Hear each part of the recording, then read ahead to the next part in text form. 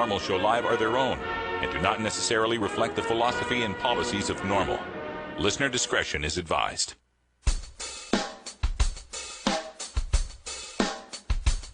You take a seed, you plant it, you grow it, you dry it, you roll it, you smoke it. You take a seed, you plant it, you grow it, you dry it, you roll it, you smoke it. Then it goes down smooth. Spanning the continent to bring you the truth about cannabis and marijuana law reform. I smoke pot and I like it a lot. From the promise of legalization. And I think we need to think and decriminalize our marijuana laws. To the agony of prohibition. One major responsibility is to encourage people to use less drugs. The National Organization for the Reform of Marijuana Laws presents Norml Show Live, Marijuana Nation. Now, here's your host, Norml's outreach coordinator, Radical Russ Belville. Good day, tokers and tokettes, and welcome. It is Tuesday, March 13th, 2012, and it's got to be 420 somewhere in the world. Thanks for joining us. We are going to have ourselves a great show today. We've got a full studio, all sorts of people joining us, including sitting to my right, our co-host, Ganja John. How you doing, Ganja John? I'm doing good, Russ. How are you doing? I am just making it, recovering from a long, long week, but we'll talk more about that later. We've also got Wiz Khalico down there at the end. How you doing, Wiz Khalico? Good, man. How are you? Doing really good, getting by. Also here at the table, we have got Todd Armstrong with Todd's Toker Topics later on today. Todd, how you doing? Not too bad. And yourself? I'm doing fantastic. What's your topic for today? Rearing. Rearing? Bringing up children. Oh, that kind of rearing. Correct. Avoid the puns, please. It's a pun-free zone here. All right. Trying. But also joining us from our virtual, or in our studio also, Brian Blank is over here. I don't want to forget Brian Blank. How you doing, Brian? Hey, guys. All right, and from our virtual studio in beautiful Grastoria, Oregon, our senior news editor, Cannabis Carrie, is waiting. How you doing, Carrie? Hi, guys. All right. Hola. Now, today we're going to kind of ad-lib things a little bit because Cannabis Carrie... I just literally got here 10 minutes ago. Literally got there 10 minutes ago. Tell everyone what happened on your trip. No. No, it's okay. I was just kidding. I had some car trouble. That's all. I had to work on my car for 2 days on vacation. I had to put in a water pump and do some tires and change some belts and fun stuff like that. What are we calling the car now? Susan Stranded? My friends in Idaho, because I don't know if you remember last year, I took the same stupid Suzuki down there and blew the head gasket. So they have dubbed my car Susan Stranded and asked me to please not bring it back. They don't want it in Idaho. And I'll tell you interestingly, Boise does not have a Suzuki dealership. So I crawled all through a huge wrecking yard yesterday looking for a rim. They had one Suzuki in there. Oh my God. One. All right. So Carrie's got the day off from the news, but we'll check back in at our hour two for some more talk. So I got the news for you today. Breaking news, Angel Rach, the Supreme Court case, Angel Rach, that woman, the brain cancer patient, the medical marijuana activist and freedom fighter, was kicked out of the hospital today. We'll tell you why. Also, we're going to take a look at Colorado, where the cost of the DUID bill may be dooming it, and they've got 2 more legalization initiatives to take a look at. And in New Hampshire, bills on medical marijuana and hemp farming to clue you in on. We've got Electric Tuesday today, a tune from Synaptic Soul that I'm going to bring to you. Ed McCann comes in at the bottom of the hour from Virginia Norml to rebut some reefer madness statements in Virginia. And me and Kevin Sabet at the end of the show. Back after this. You're listening to Norml Show Live, the voice of the Marijuana Nation. Hi, I'm Radical Russ. One of the best things about marijuana is the wonderful aroma. But when you travel a lot like I do, that aroma becomes a suspicious smell. That's why I endorse stealth-products.com, the leaders in smell-proof containers. From smell-proof vacuum bags to smell-proof backpacks and duffel bags, all the way to smell-proof digital safes, stealth-products.com has you covered. Stealth-products.com brings you safe, secure, odorless layers of protection with activated carbon fiber. Backpacks and duffel bags are simple black so as not to attract attention with a logo or flashy design. Now, nothing is perfectly odor controlled from the detection of drug dogs, but with proper vigilance, containers from stealth-products.com will help you avoid nosy humans. You're now listening to Elliot Beats. Stealth-products.com. Stealth-products.com. Yo, what's up? This is Miles from Slightly Stupid. You're listening to Norml Show Live. Weedmaps.com. I'm Radical Russ from Norml. In my job as outreach coordinator, I travel every month, and when I'm on the road, I need a fast, accurate way to find the medical marijuana dispensaries in the area. So I turn to Weedmaps.com.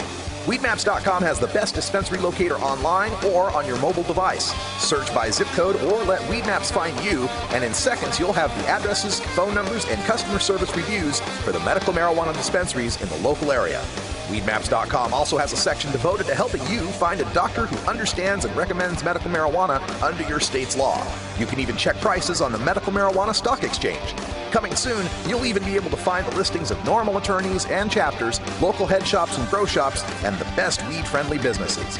Weedmaps.com has the information you need to be an informed cannabis consumer. Visit Weedmaps.com today, a proud sponsor of the Norml Network. Inhaling deeply of the sacred smoke.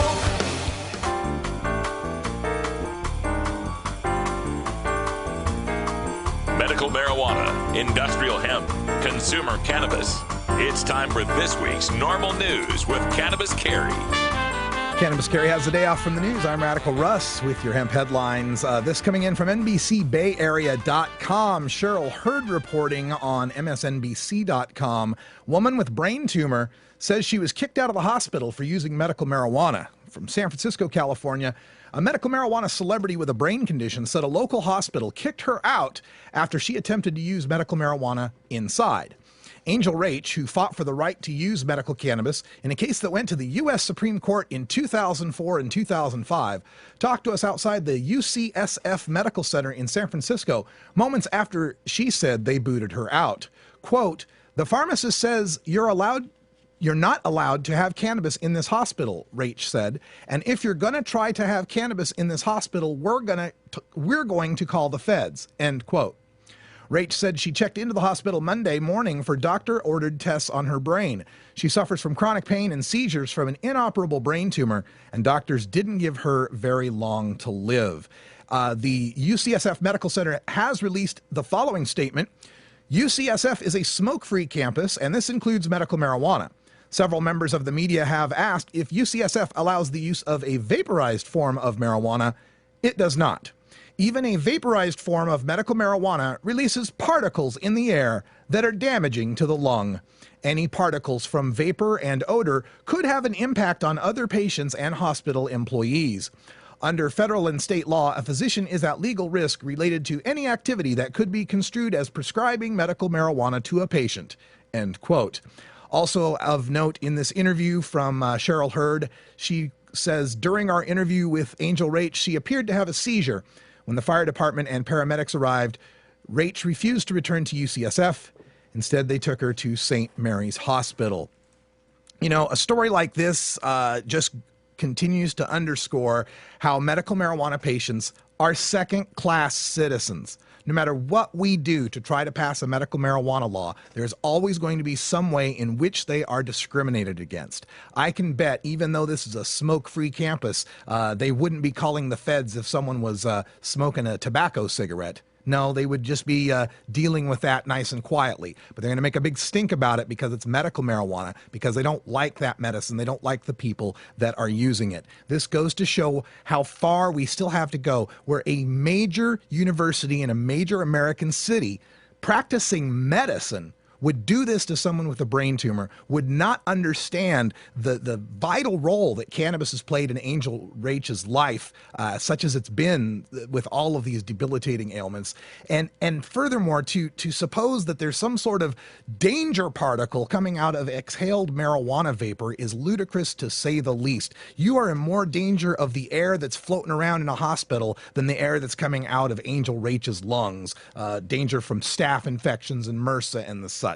So don't give me that claptrap. All you're doing here is continuing the discrimination against a very sick woman who doesn't deserve this kind of treatment. Now we go out to the state of Colorado, where the DenverPost.com is reporting on two stories. First, we've been covering that 5 nanograms per milliliter per se THC in blood DUID law that they've been trying to pass in Colorado. It failed last year as activists rallied against it and showed how unscientific, unjust, and unnecessary it was. Well, according to reporting by John Ingold in the Denver Post, the cost of the Colorado drug driving legislation will be a stumbling block. The SB 117, he quotes, carries with it some weighty baggage. The state public defender's office estimates the bill will cost the office nearly $600,000 more per year to defend drugged driving cases for the public defenders. Quote, the increased workload on my agency, the state public defender testified, will be significant and it will be costly. The bill would make it effectively illegal to drive with any amount of a Schedule I controlled substance, such as heroin or LSD, in the driver's blood. It would also do the same for an amount of THC, the psychoactive chemical in marijuana, above 5 nanograms per milliliter of blood. And it would create a permissible inference of impairment, a boost to prosecutors, in cases where people are caught with any amount of a Schedule II controlled substance in their blood. Examples of Schedule II substances include cocaine and several prescription drugs. Now, of course, we've reported many times here at Norml about how unscientific this is, how people eliminate THC from their bloodstreams at vastly different rates. People have different tolerances for cannabis depending on how much they've used and how large they are. There is no correlation that can be drawn between a person's nanograms per milliliter and how impaired they are on a case-by-case basis. It just cannot be done.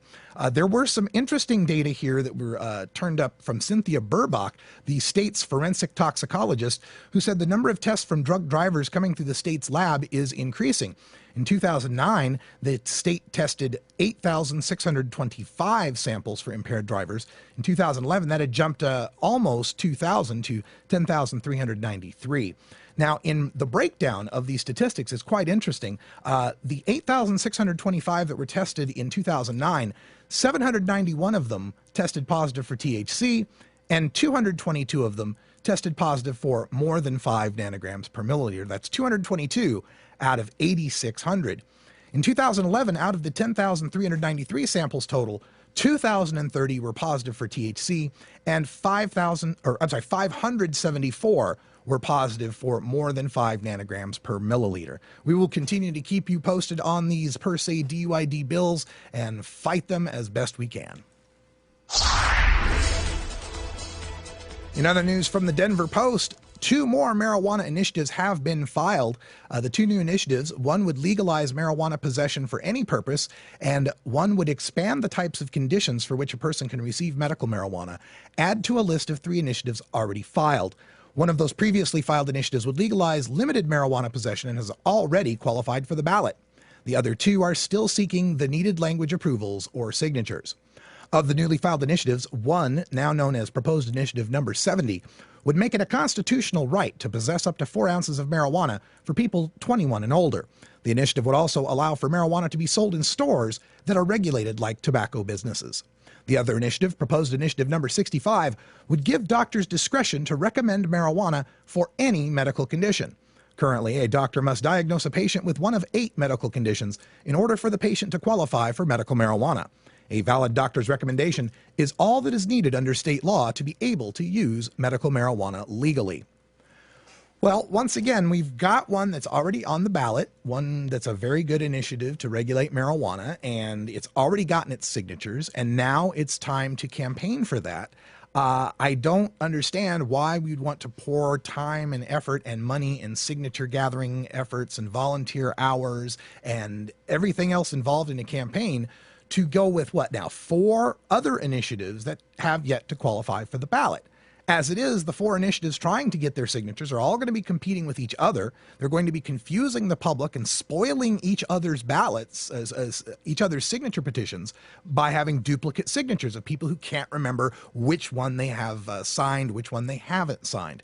It's a really good thing that the Regulate Marijuana Like Alcohol has already made the ballot and is going to avoid any of that cannibalization of the voter resources, of the signature resources, of the funding resources that are going to be out there.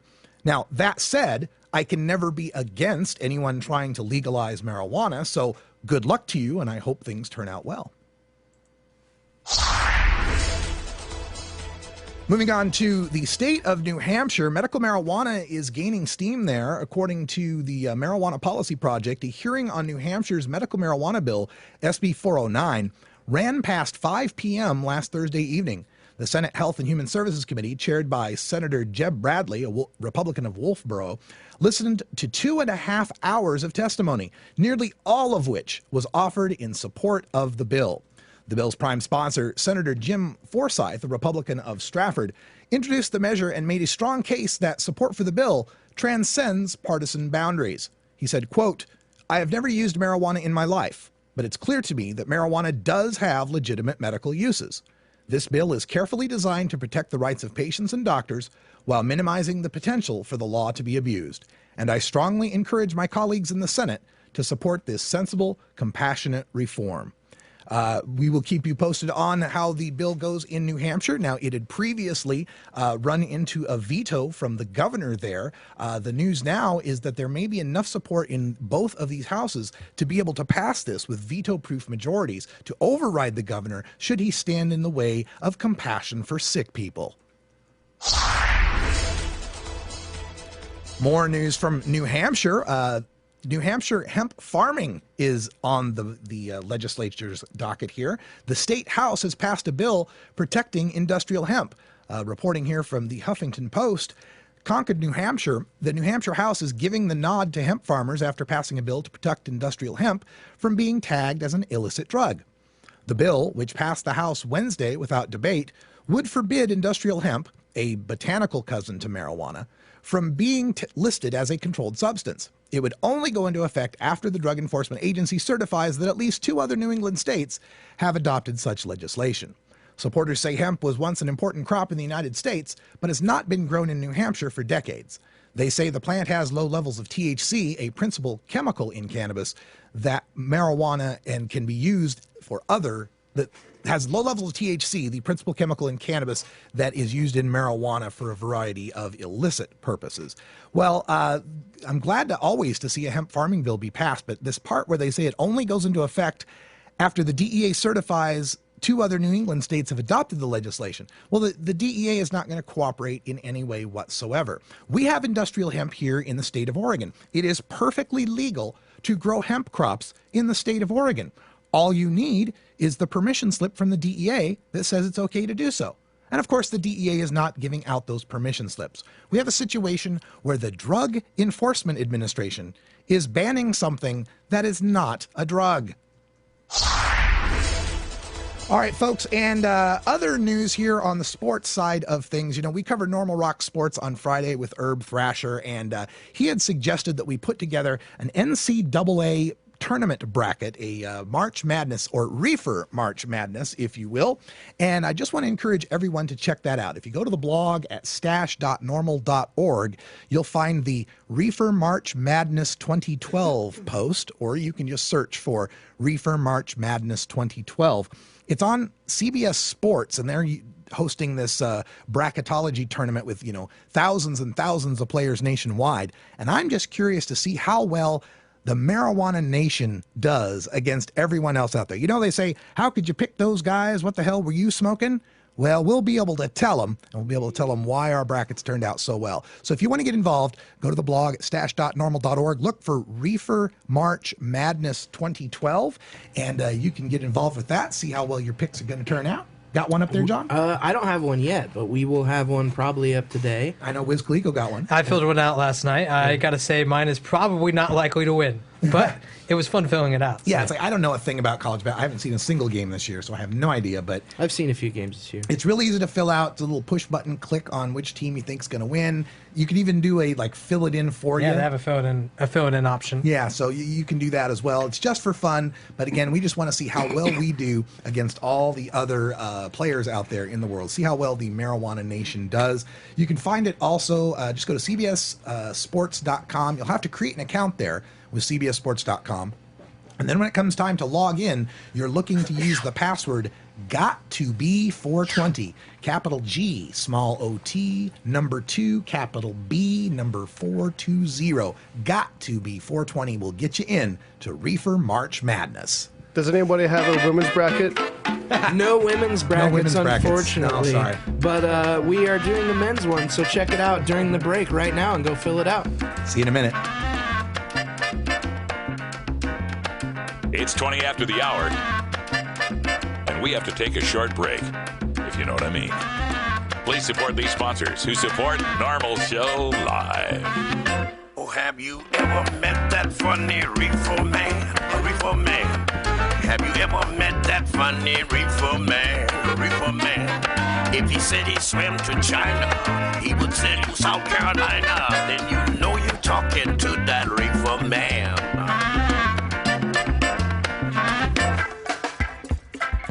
I'm Sub Cool from Team Green Avenger. At TGAgenetics.com, we are working on the leading edge of medical strains. Our strains are rigorously tested for THC, CBD, THCV, and other critical cannabinoids.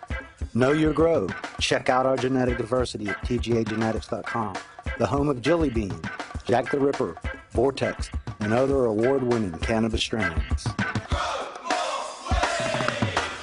Swing! Swing!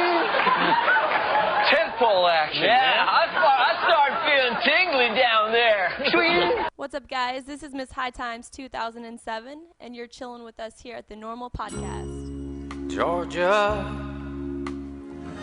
Hi, this is Willie Nelson, and I need your help. Alcohol prohibition didn't work in the 20s, and marijuana prohibition isn't working today. It's time we stop arresting law-abiding citizens because they prefer marijuana over alcohol. Nearly 2,000 Americans are arrested every day on marijuana charges. We're unfairly destroying the lives and careers of hundreds of thousands of people each year simply because they smoke marijuana. These are not criminals. They're average citizens like you, good neighbors who work hard, raise families, pay taxes, and contribute to their communities. We need your help to end marijuana prohibition once and for all. It's the fair thing to do. For more information, contact Norml, the National Organization for the Reform of Marijuana Laws.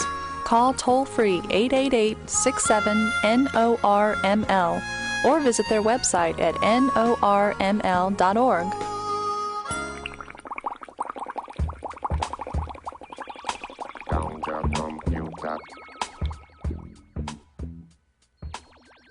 It's time for your daily Toker Tunes, the best in 420 friendly music from all genres that uplifts, entertains, and informs the public.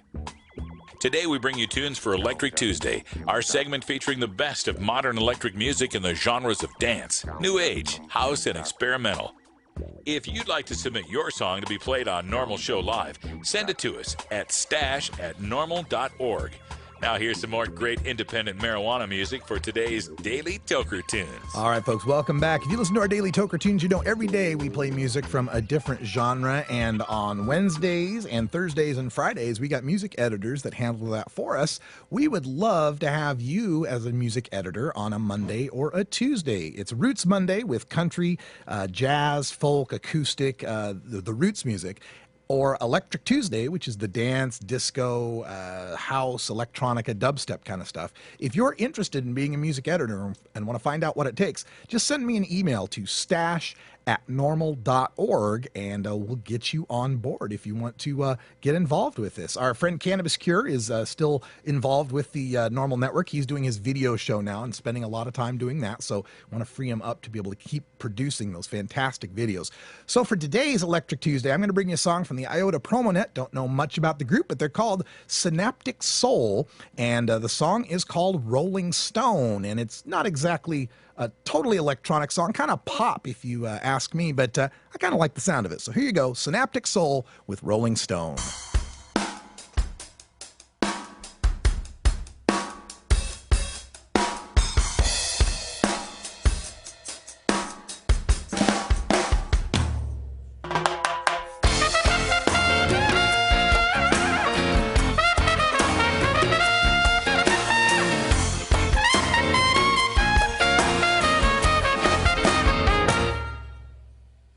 Perpetually on a roll, never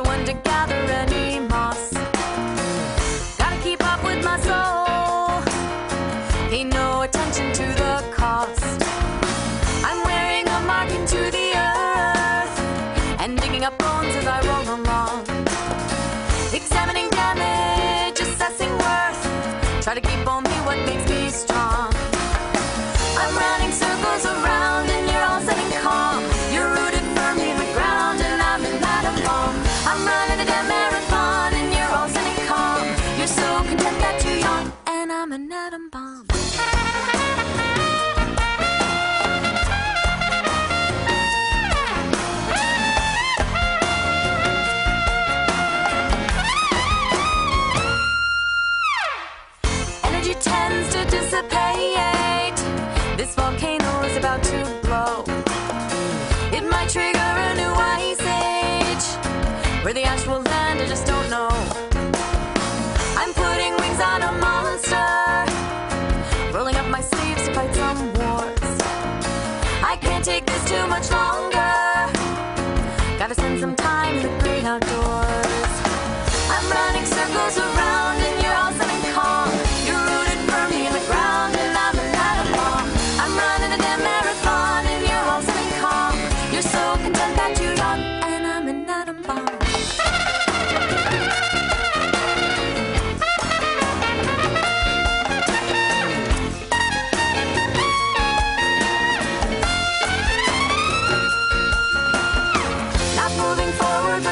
Thinking back, trying so hard not to step on a crack, aiming for center but always off track, taking deep breaths to ward off an attack, eating square meals but craving a snack, ready to fly with all my bags packed, wanting to face it but not turning back.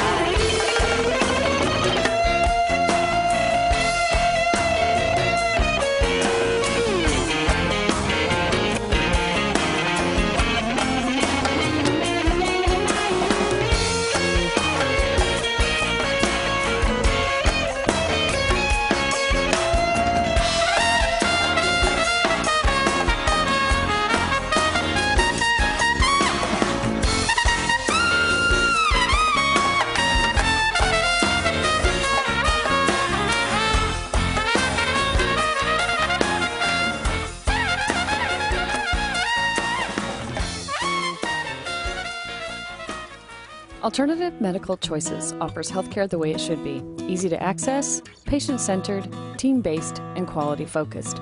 We offer a variety of natural, affordable healthcare treatment options like primary care, group acupuncture, massage, and assistance with OMP registration. As a patient, you will have a team of experts working with you to make you the best you can be. Call Alternative Medical Choices at 503-288-5579 or check us out on the web at altmedchoices.com.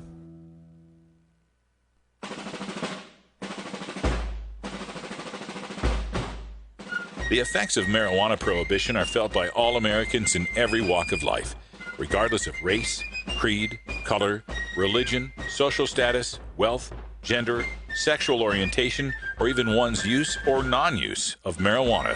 As the marijuana smokers lobby, Norml hears the stories of these average Americans and brings them to the attention of our policymakers and our fellow citizens in this segment we call Norml Newsmakers. All right, welcome back, everyone. And joining us here from Virginia, the executive director of Virginia Norml, Ed McCann. How you doing, Ed? I'm good. How are you? I'm doing fantastic, and I really want to thank you for all the great work you're doing with our state affiliate in Virginia. I want people to check out the website at virginianormal.org. A lot of exciting things going on right now. And can you give us kind of a breakdown of what the state of reform is in Virginia? What are you working on?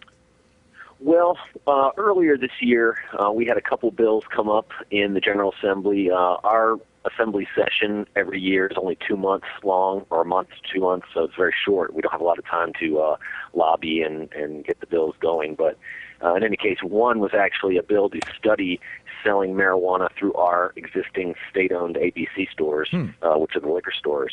And we testified on that, but it was killed, which we expected. Okay. You know, what brought you to my attention and why I wanted to bring you on the show today, you guys sent out a press release, and I love seeing the press releases coming across from the state affiliates, a press release about statements that have been made in the media by some opponents of these marijuana reforms. And let me go to our video screen, because I got one of these ready to go. That was, you know, they were talking about, and we've reported on this story about Pat Robertson, him coming out and saying that the marijuana laws should be changed. And can you give us a setup as to this person we're about to see? The what's this guy's name? The Commonwealth Attorney. Yes, the prosecutor. Harvey Bryant. There we go, the prosecutor. Right, he's the same as the district attorney or the state prosecutor in other states. Okay, let me go to that video here. We'll play that for our audience here, and then we'll get your comments on it. Of a controlled substance. I mean, the whole thing is crazy. But according to Commonwealth's attorney Harvey Bryant, Pat Robertson needs to check his facts. I've been doing this a long time, and I know of no one who is in jail or in custody or has ever gone into custody for simple possession of marijuana alone. Brian said. Okay, so there's the statement. You know, the old unicorn theory that John Walters had prescribed a few years back, that nobody really goes to jail for possession. Your thoughts on that?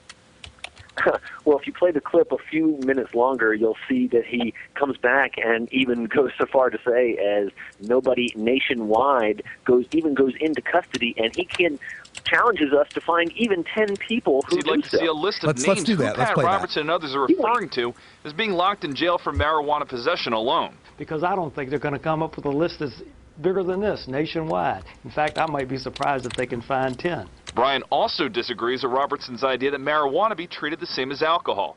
He worries it would become cheap and widely available to people under 18.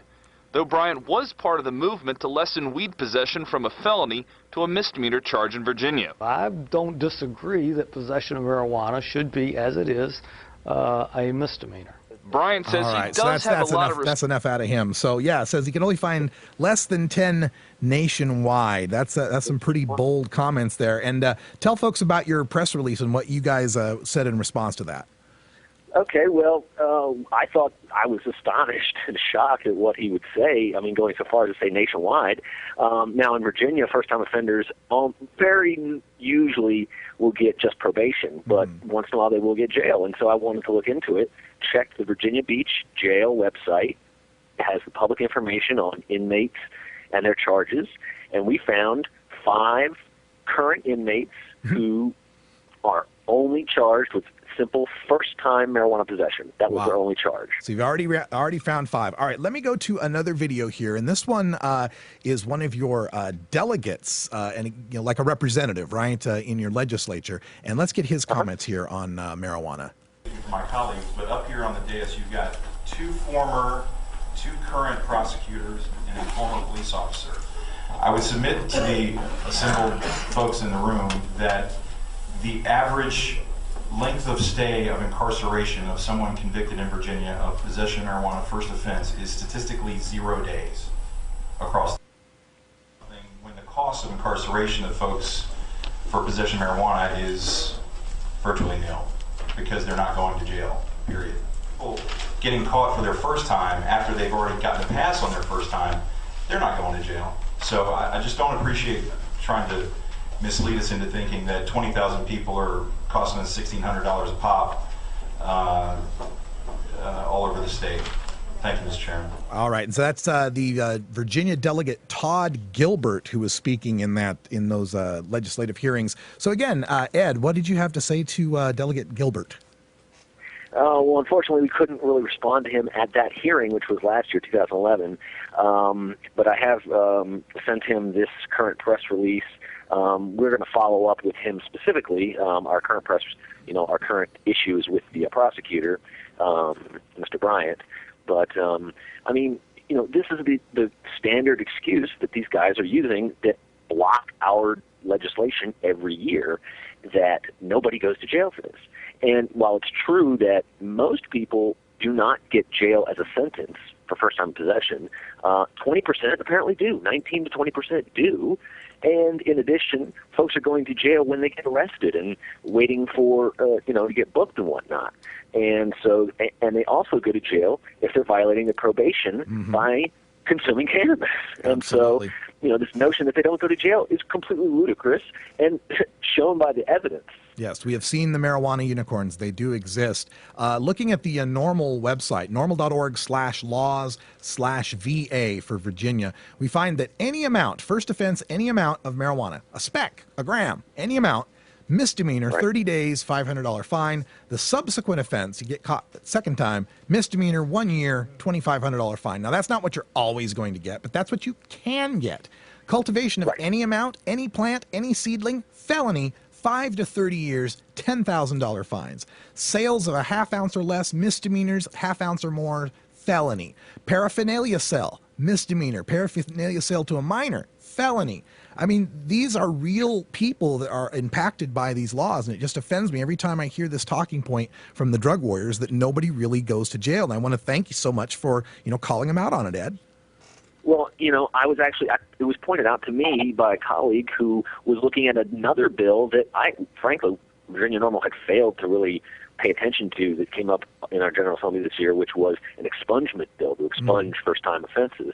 And the research that has been done for that bill indicated that there are 2,500 people in jail for first-time offense across Virginia. And this is, our state publishing this information. And, for these public officials to come up and say this, they say it with impunity right now, but that time has ended.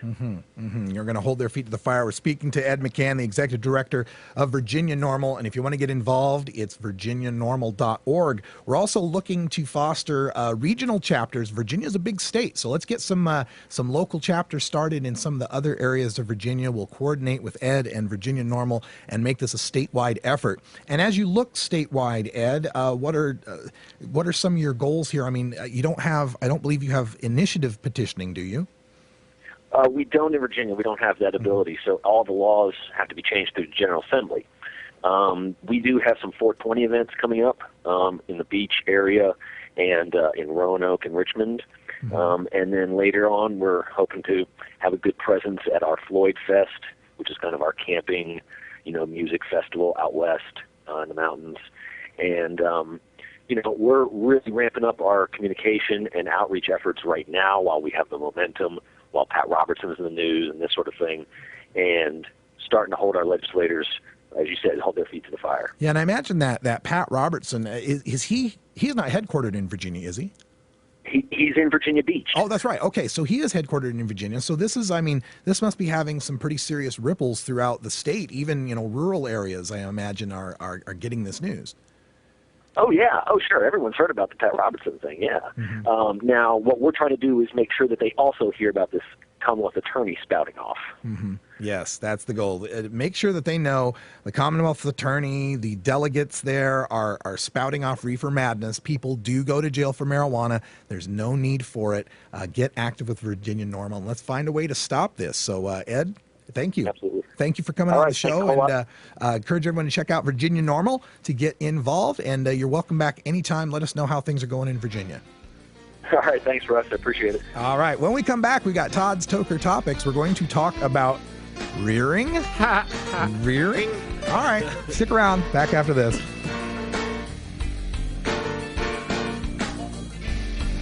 You're listening to Norml Show Live, the voice of the marijuana nation.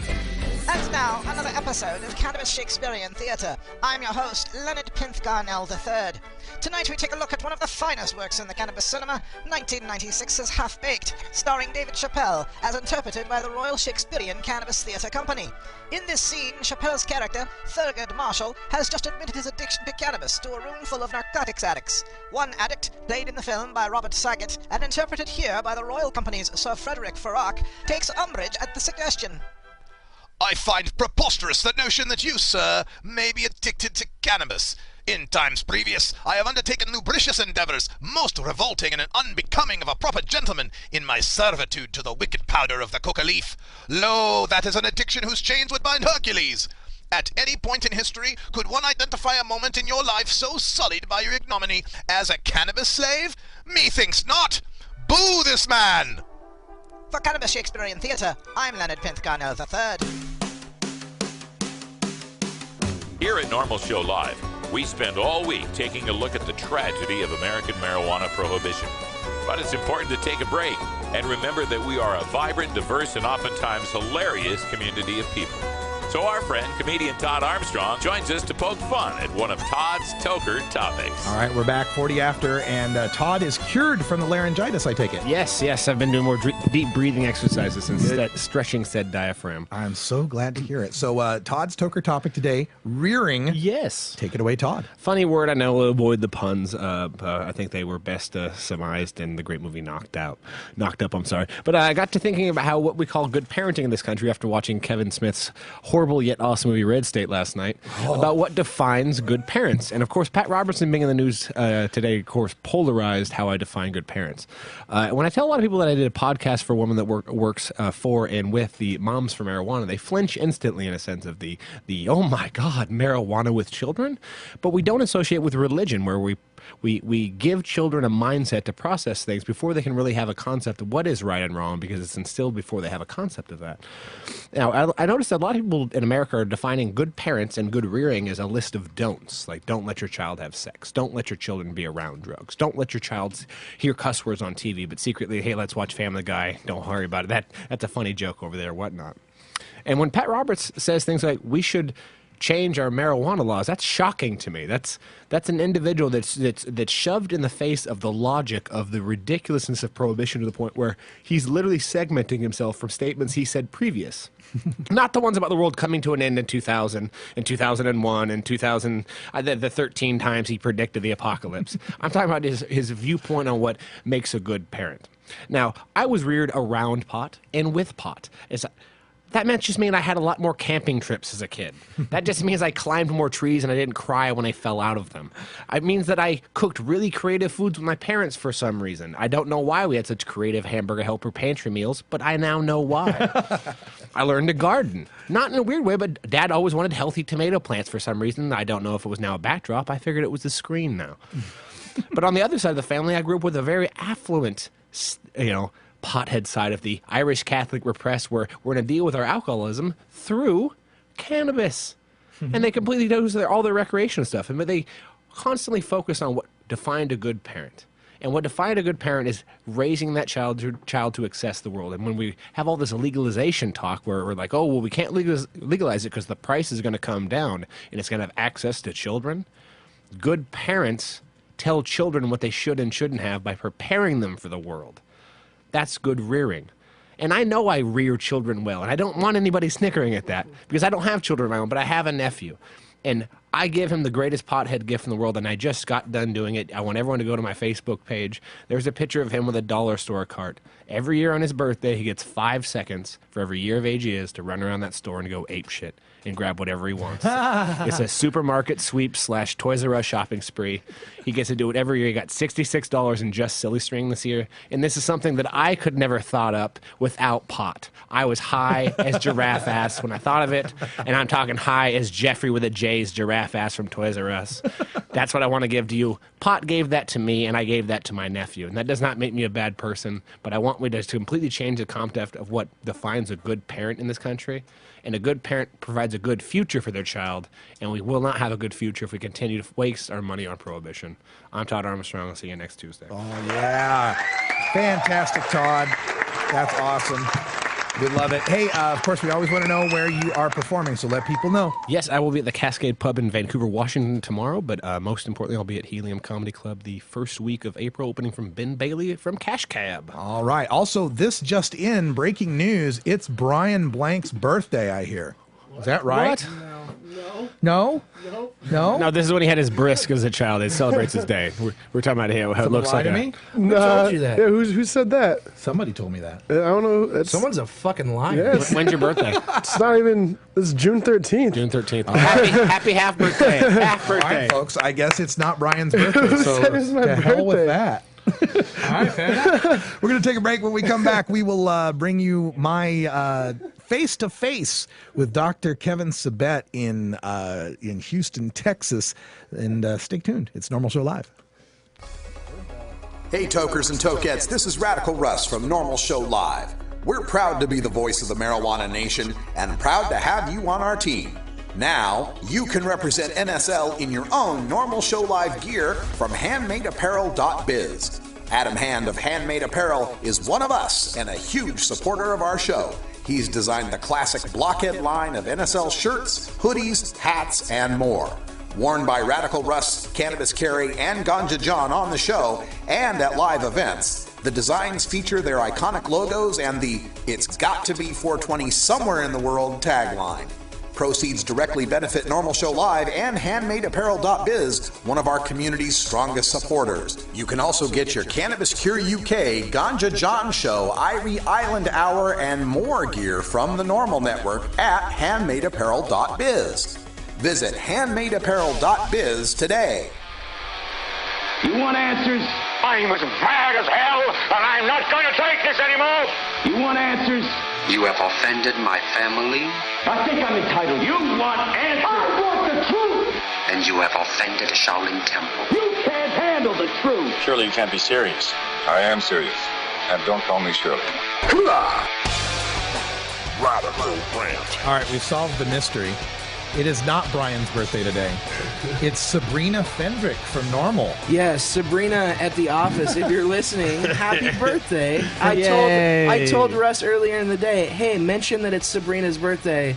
He didn't hear the sub part and thought I was just making fun of Brian's name or I'm something. horribly embarrassed because I gave Brian 30 spankings that I had for Sabrina, and now I don't know about the refund policy, but I'm really uncomfortable. I'm uncomfortable. But happy birthday, Sabrina, and thank you for all the work you're doing with Norml Women's Alliance and, of course, at the National Office. We appreciate it. Yes, we appreciate it very much. Congratulations on your birth, Sabrina. You deserve it. Yeah. All right. So I'm going to move on to the video that I had stored up from my time at the Baker Institute. By the way, my Baker Institute video now has 4,400 views. It's the second most viewed video ever at the Baker Institute. Ooh. I'm second only to Mideast Peace.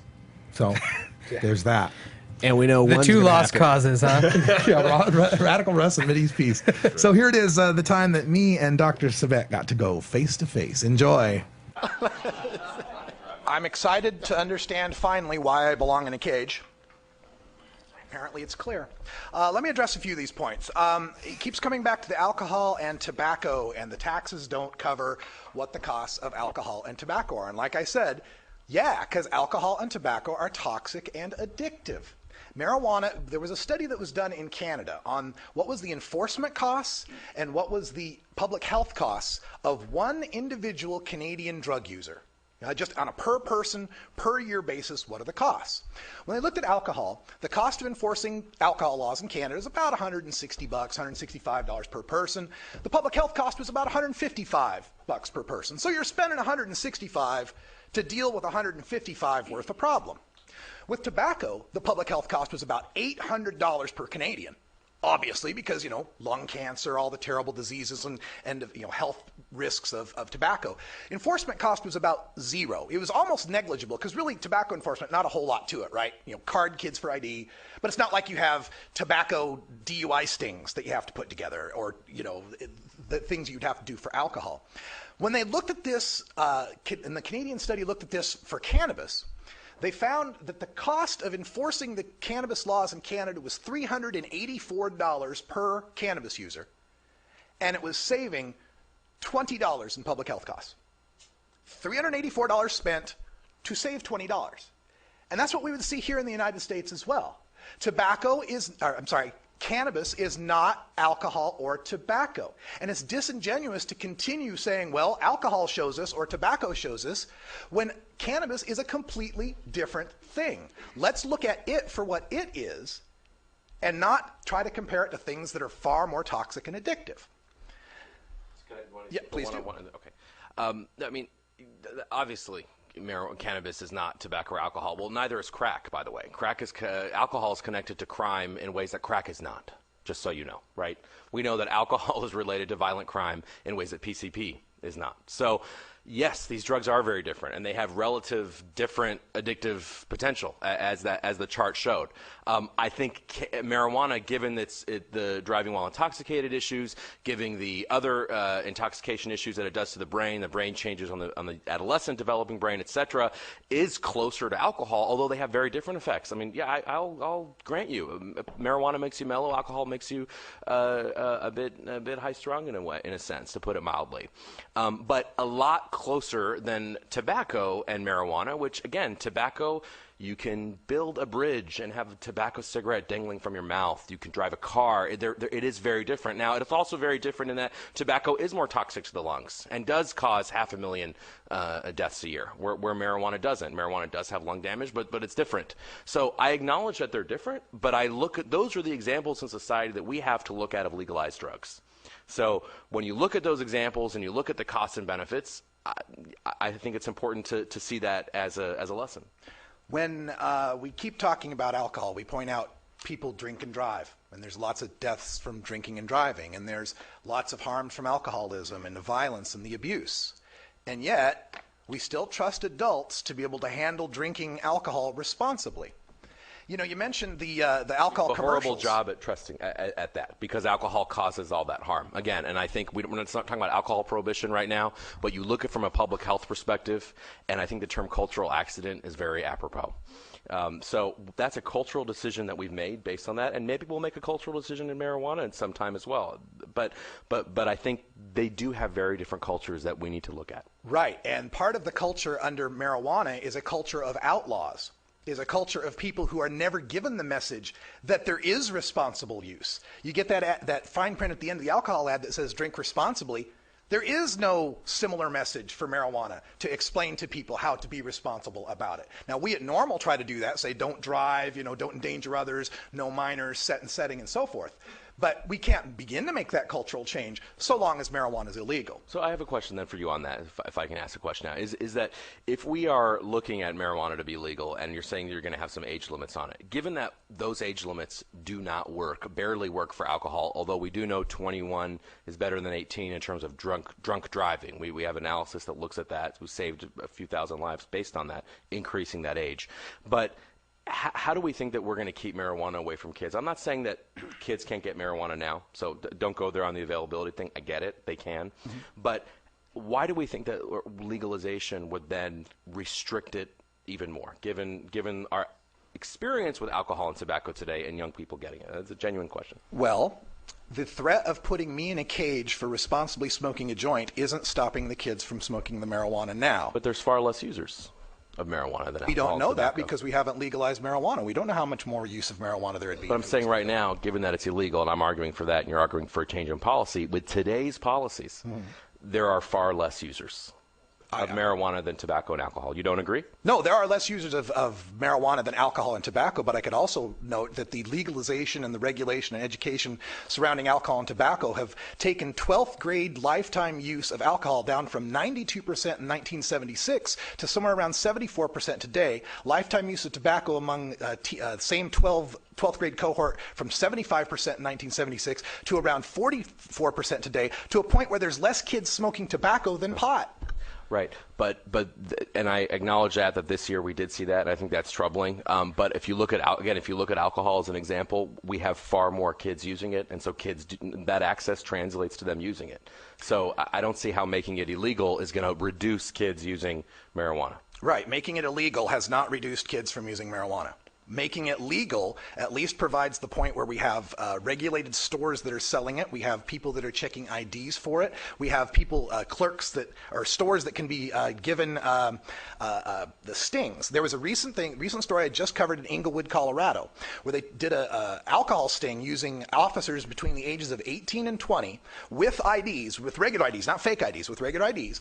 And they went to 28 of these different bars in Englewood, Colorado, and they found that about 24% of the bars would serve these guys even after they showed their ID 18 to 20, right? But when they went to the dispensaries in Englewood, they found you couldn't even get in the door without showing your medical marijuana recommendation and ID. I still believe legalization and regulation gives us far more control. But you're assuming the black on. market is going to go away under legalization. I don't assume the black market's going to go away. Okay, so we're still going to have that. So we're still going to have people and dealers who don't check IDs and people who and they who have don't to care compete about with that. a legal regulated market that they can't. That they will undercut easily when we tax it, because that's the number one argument, is that we legalize it and tax it. Well, when you do that, because that's been the argument of state legislators, you will still have that black market. In Canada, when they added a $2 tax to cigarettes, they saw a black market emerge, and they immediately had to repeal it. In New York City right now, the biggest underground drug problem, one of the biggest, is not cocaine, crack, or meth, or any of that. It is tobacco, because they increased the prices on tobacco, so you have from the south the runners to the north, and that's been a huge underground issue. So this idea that is going to go away under legalization when it is so embedded and so endemic, I don't see how that's going to happen. I think we agree there's always going to be a demand for drugs, and there's always going to be someone who supplies those drugs. And I've heard it said here in a previous, I think it was one of your slides, where you said,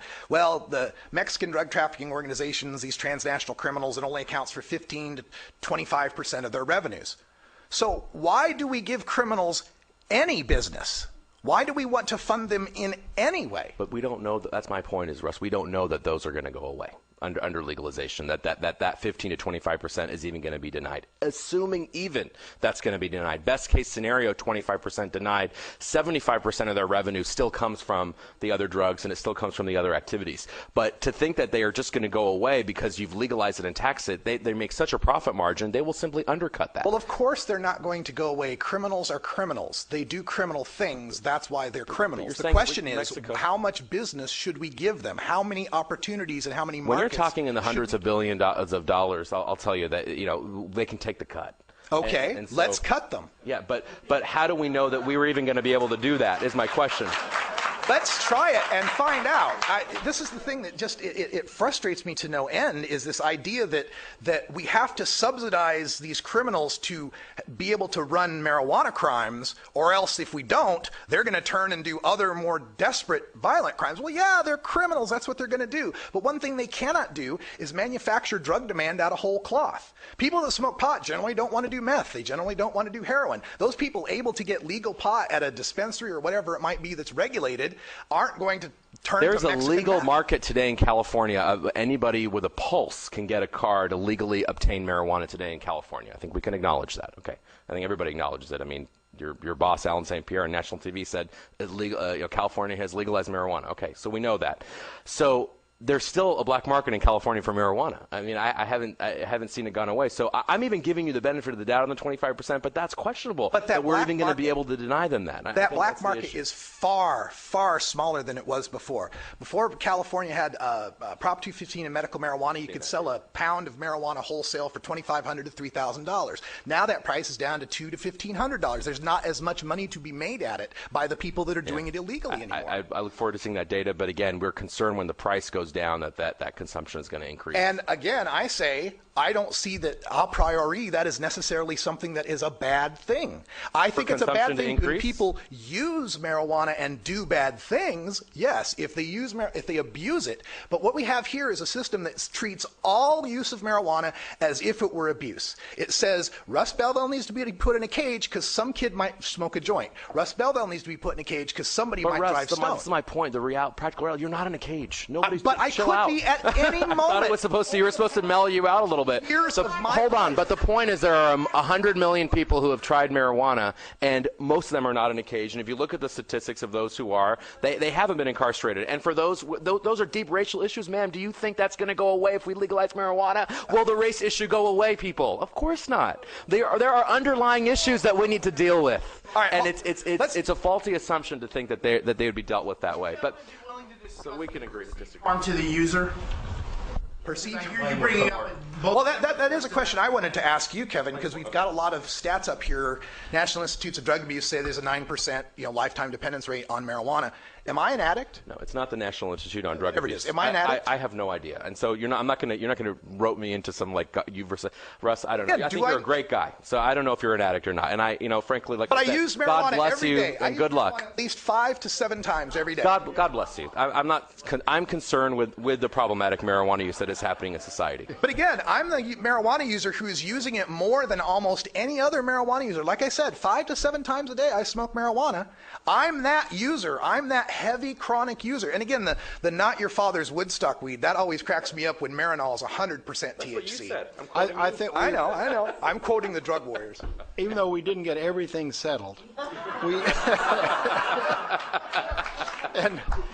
and I think that I'm trying to imagine how lively you would be if you didn't smoke marijuana. I would be in trouble.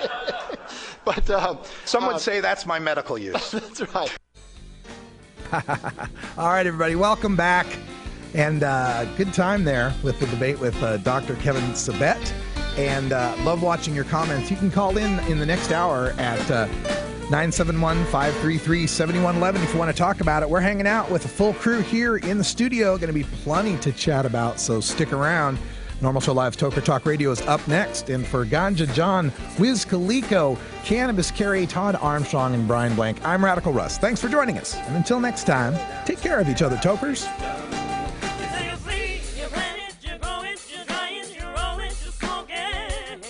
take a seed, you plant it, you grow it, you dry it, you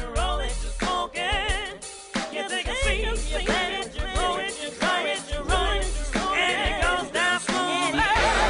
Don't forget to log on to our Reefer March Madness on the Stash blog at stash.norml.org. Let's have some fun.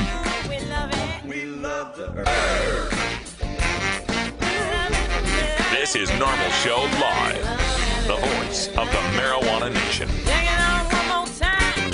You take a seed, you plant it, you grow it, you dry it, you roll it, you smoke it. You take a seed, you plant it, you grow it, you dry it, you roll it, you smoke it.